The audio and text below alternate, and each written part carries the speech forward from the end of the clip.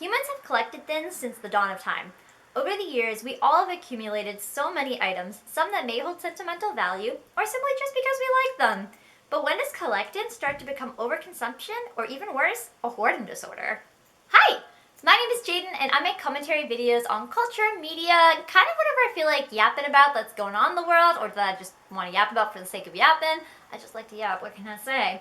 And today I want to talk about collections, hoarding, and overconsumption. That's like 3-in-1 kind of dealio. I used to be more of a collector, and I feel like I've kind of dwindled down over the years. I used to be pretty big into collecting like anime figurines and dolls and manga. But now I don't really collect things as much anymore. I'm kind of like in my like trying to be more financially responsible adult era of my life. But I have a lot of friends and family that are still really into collecting, and I do know people that are also hoarders. And I also am very passionate about the environment and anti-consumerism culture. So I thought this would be kind of a fun topic to kind of break down, see what's going on exactly. What is collecting? That's the first place we want to start. Collecting is like a hobby, really. You just kind of collect things that you like and they bring you joy, and typically it's like a set collection. So, you want to gather all of these specific items to finalize your collection.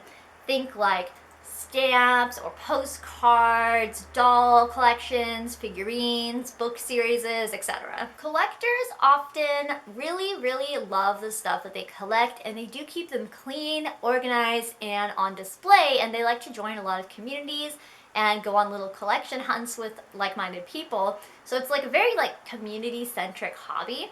My sister, as an example, she collects Squishmallows, and this girl goes on missions to find specific mellows, and she has like a little checklist of all the ones she wants and hopes to collect because they bring her joy.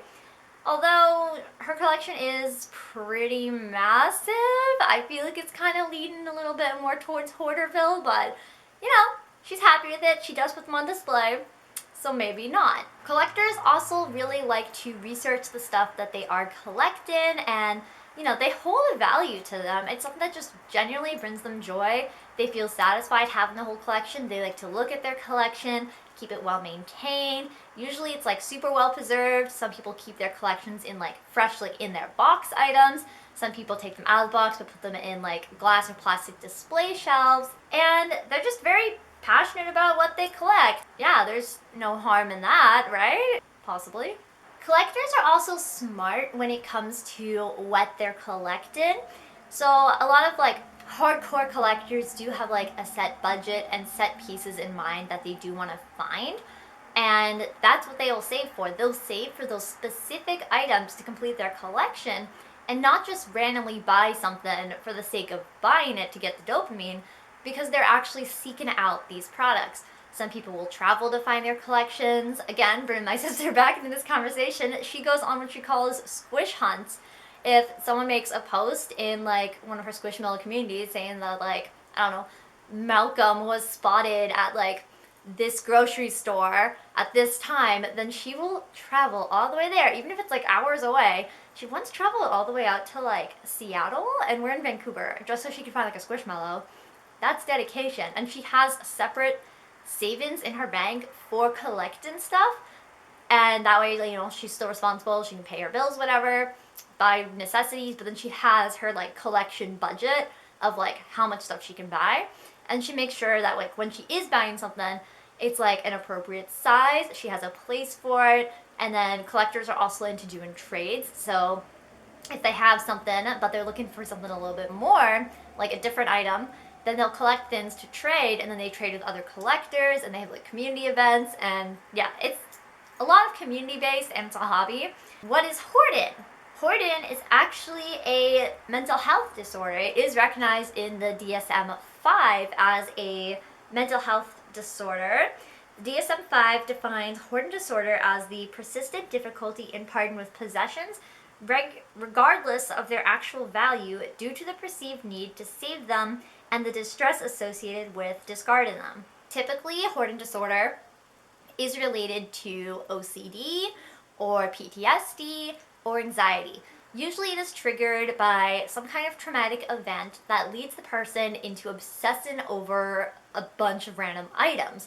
They feel that they cannot live without these items, they can't part with them, and they will just excessively buy a lot of these items to the point it clutters their house, it messes with their health, their living space, their mental health. It's actually pretty serious. What differentiates, did I say that right? Differentiates? I don't know.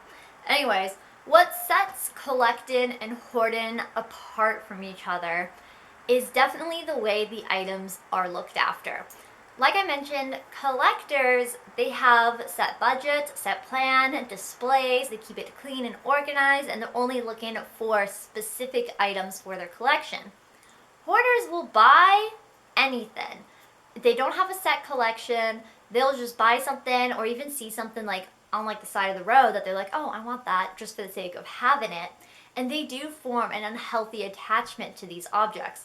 Some people even have like an unhealthy attachment with cardboard boxes. Like they could buy like their food or whatever and say it comes in like a cardboard box. They won't throw out that box because they've formed an attachment with the cardboard box. Hoarders' houses also typically get very cluttered really, really fast. They can't stop getting all these items, and sometimes they will get into debt as well because they don't have a set budget and they just keep buying all this stuff. You can even hoard garbage. That is also a thing that some people do suffer with. They just keep keeping their garbage and they'll keep it on the floor and it'll like stack up and they just can't part with it because they have formed this connection with the items they own to an unhealthy degree. Hoarders also cannot part with their items because, as I mentioned, they have this emotional connection with all these items that they've accumulated that they just like physically, mentally cannot part with it. Even if it is something like a piece of garbage or an actual item, they can't part with it no matter how hard they try. It's actually a really serious disorder, and it does lead a lot of people to not have a social life because they're just stuck in their house because oftentimes they're so connected to all those items they have that they can't separate themselves from the environment where all their items are. I've recently seen a larger conversation going on about if collectors are part of overconsumption culture as well. That is subjective, if I'm being honest, just because overconsumption doesn't have an exact amount, because what's seen as excessive to one person might not be excessive to another person. However, I think there is a little bit of a murky line between collecting and overconsumption and then hoarding.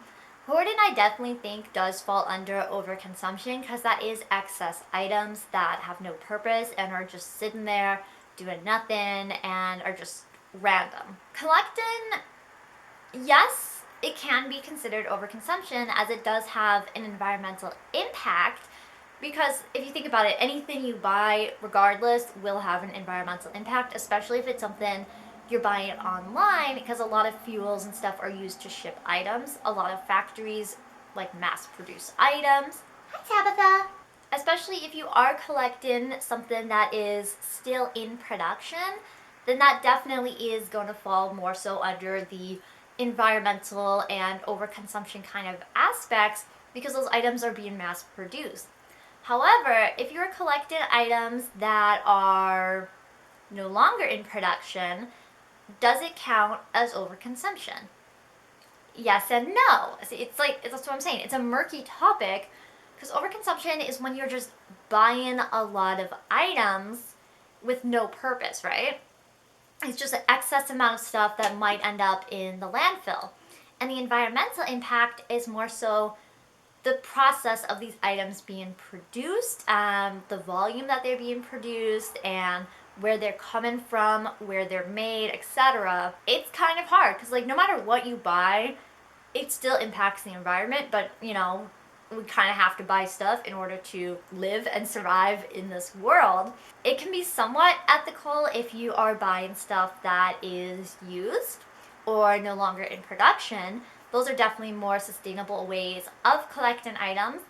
Say it was old baseball cards that are no longer in production. that's not really going to make too big of an impact as they're not in production anymore.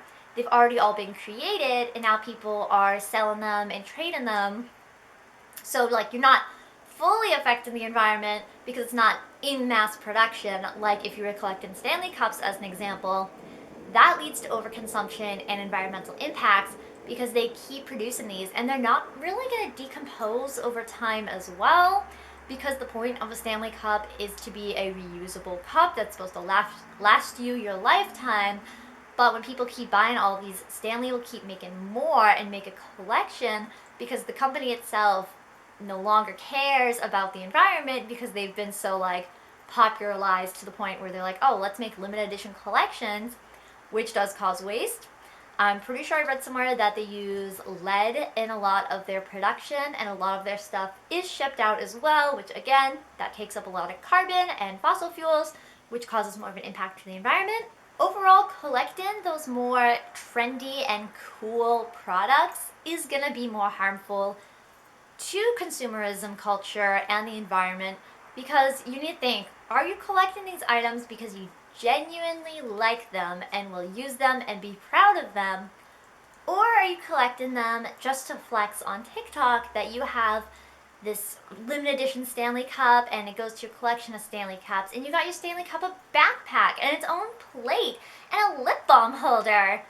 That's overconsumption because you do not need any of that at all. You only need one cup. That's all you need. You do not need a full collection of Stanley Cups because the purpose of that product is to buy one. Baby, hey, don't eat my posters. Come here. Don't eat the posters. No, we don't eat posters. No, we don't eat the posters. Come here. A big thing I've also seen online of collectors is that they are now starting to collect a lot. Well, I guess not now. I guess this has always been kind of a thing that people have been collecting. But those like blind boxes and gachas, yes, that is a form of collecting. However, that one falls more under the overconsumption form of collecting because they're mystery boxes and blind boxes and a gacha. Gacha's whole like thing is for you to just keep buying and buying and buying until you get the ones you want. That is just to make you spend money so the company gets more money. They don't care about what you're going to do with the products afterwards. A lot of people will get a blind box and it'll be the character or figurine that they don't want. They might throw it away, they might give it away, and they might sell it. Now the ethical way to, or a sustainable way to collect, if say like you do like Schmitzky's and those like angel dolls, instead of just going out to like whatever store sells them and buying like 50 blind boxes and hoping you get the one you want, it's more sustainable if you actively look at online communities and local places in your area to see someone who's already gotten the item, it's already been out of the blind box, and they're reselling it. That's definitely the best option when it comes to those blind boxes. That way you're not worrying about not getting the right one and being stuck with something you're just going to have and not actually care about, because then it's just going to gather dust and not bring you joy, and you're not going to care about like getting rid of it and passing it on to like the next generation or friends or whoever. So definitely if you are into like those blind boxes, I get as well that when it comes to blind boxes, it's part of the thrill of buying it and hoping you get the right one. But again, that is literally the company doing a cash grab because they know people want the mystery, they want the surprise, they want the excitement you get when you open it and feel it and realize you got the one you wanted. But that's also harmful on your bank, like your money. Your wallet's not going to like you if you keep buying all these blind boxes and you're not getting the one you want, and you buy like 50 over time and you're stuck with all these figurines you don't want. Of course you can resell them and gift them, but some people don't think that way and just chuck it, and that's literally throwing your money down the drain and impacting the environment. So yeah, the most ethical way of collecting those like blind box ones, if you are a collector of blind boxes, is definitely checking and seeing like other collectors who are reselling it or doing trades. That way you're not, doing overconsumption or hurting the environment in any way. There are a lot of ethical ways to collect stuff for the most part. Although, that's not to go without saying that even if you are ethically and sustainably collecting items, that isn't overconsumption. Overconsumption is buying more than you need of something. And I do think collecting kind of counts as overconsumption.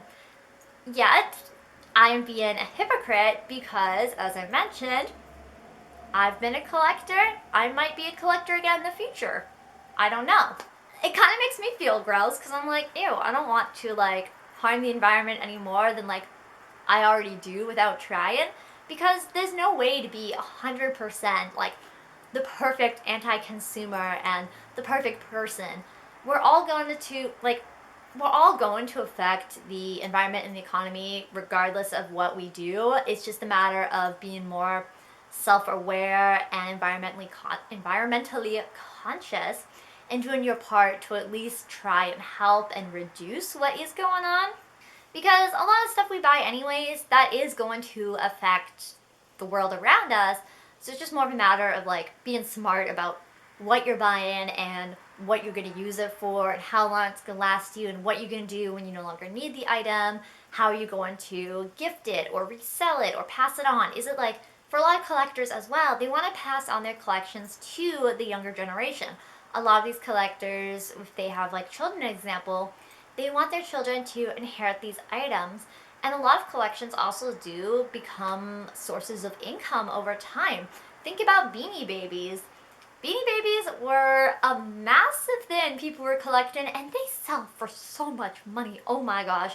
Low-key, wish I still had some of my old Beanie Babies because I would probably be living the life if I sold one because they sell for a lot. But, you know, that's just me wishing I had money because I have $10 in my savings.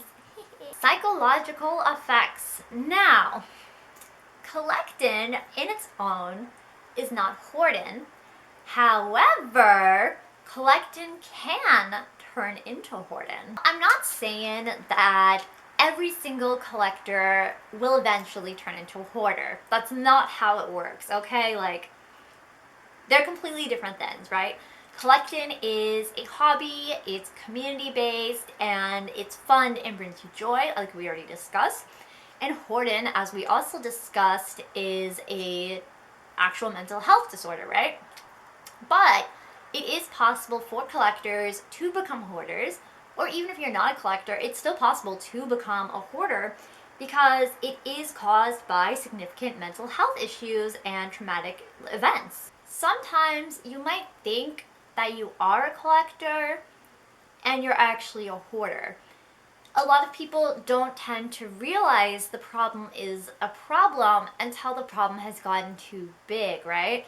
It's just one of those things that's kind of like a slow process because like no one's just going to become a hoarder overnight, right? It's slow. It takes its time, you know, it likes to brew like most mental health things do. You don't just suddenly wake up and you're like, oh my gosh, I have depression. Like, no, that's not really how it goes. It's kind of like a slow thing that builds up over time.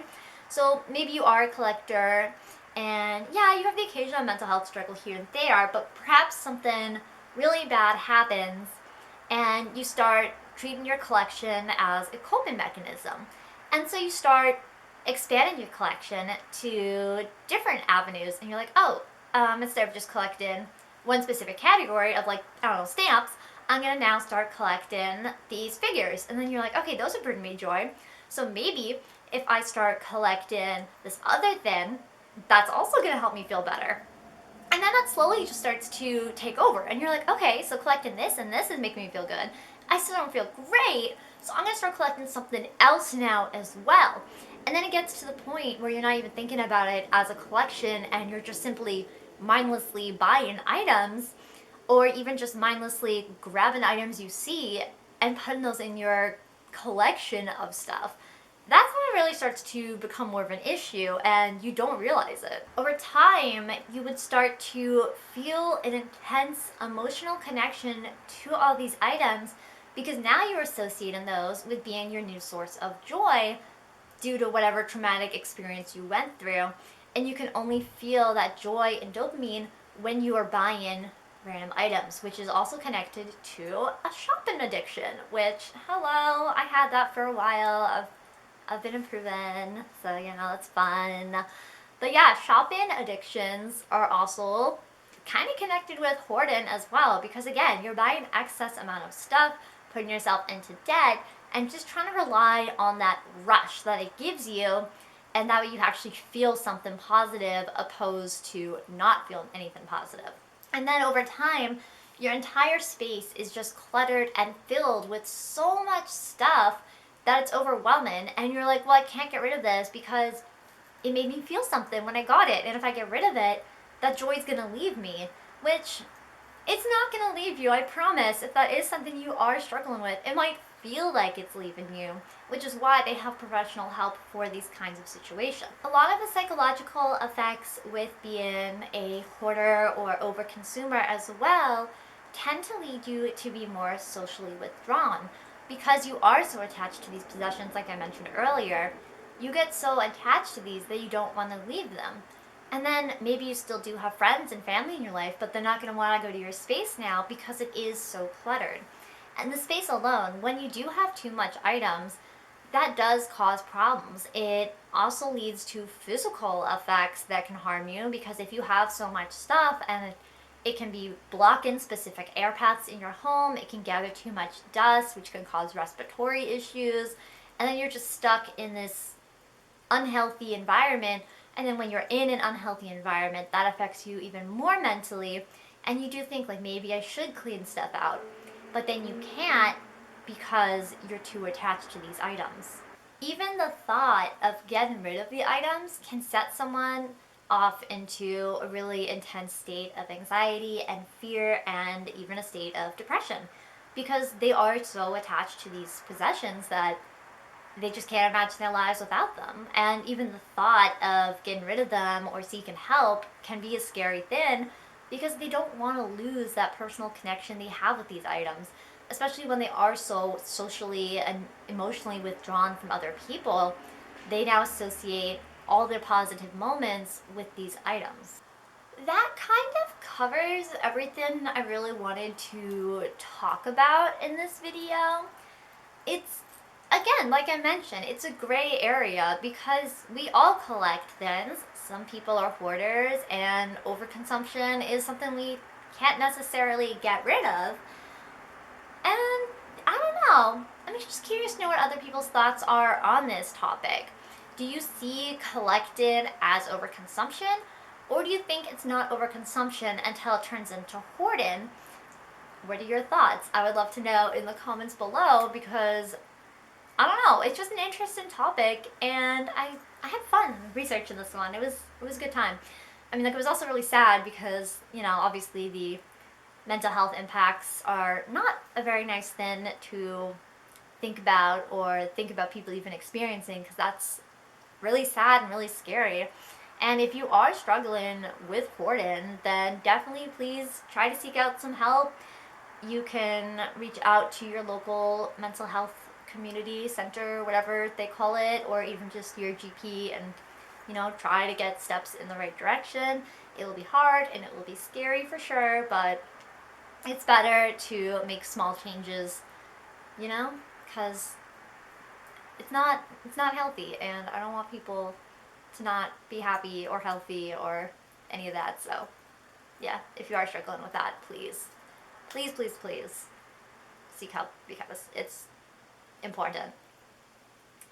Yeah.